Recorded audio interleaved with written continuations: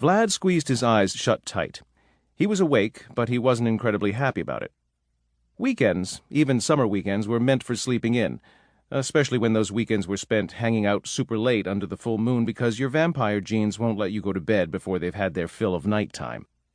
Even more so when you only had a matter of days before the joy of summer would be over and the dread of school would begin.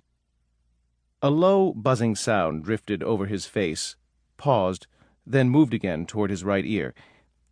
He popped open one eye and glared in disgust at the housefly that was hovering about the room.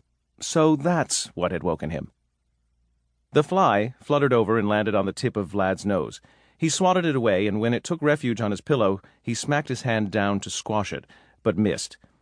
Vlad grumbled obscenities under his breath. What did the fly have against sleep, anyway?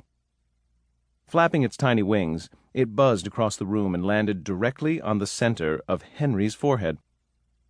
After a moment of hesitation, Vlad crept over to Henry's sleeping bag. He raised his hand slowly, giving the fly one final chance to move. He whispered, "Don't think I won't do it."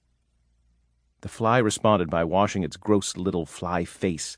If it could have spoken, Vlad was almost positive it would have laughed at him. Vlad brought his hand down fast and hard.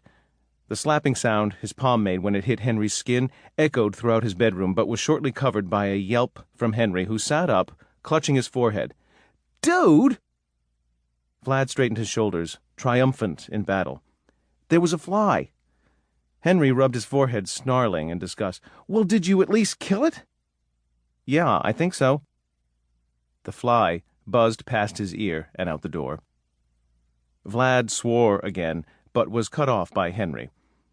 "I smell bacon." But it wasn't the smell of bacon that called to Vlad.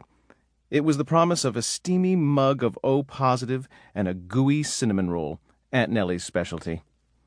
One big plus of living with Nellie, who was actually no relation to him at all but his mother's best friend for years and years before his parents had passed on, was that she could bake cinnamon rolls so sweet and delicious that if she had the determination and funding, she could easily give Cinnabon a run for their money. Just stay away from her meatloaf. They raced out the door and down the stairs. By the time they reached the kitchen, they were panting and famished. Henry spotted the plate of crisp bacon on the table and grunted, "Food." Vlad opened the freezer and grabbed a bag of blood.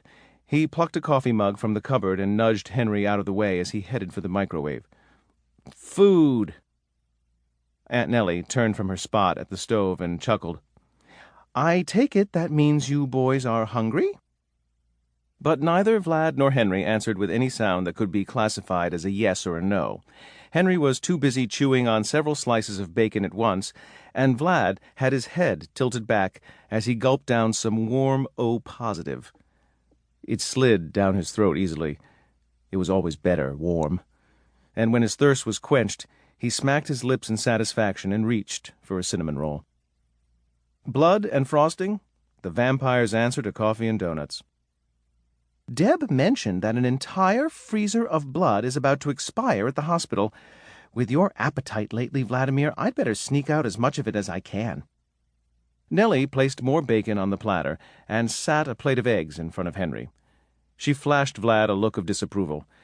"You've got blood all over your shirt." Vlad looked down at the two dime-sized red circles on his shirt and smiled sheepishly. "Sorry, I was really hungry." Nellie's gaze softened. "Just be more careful next time. Contrary to popular belief, laundry doesn't top my list of favorite things to do." Henry swallowed and reached for the pitcher of orange juice.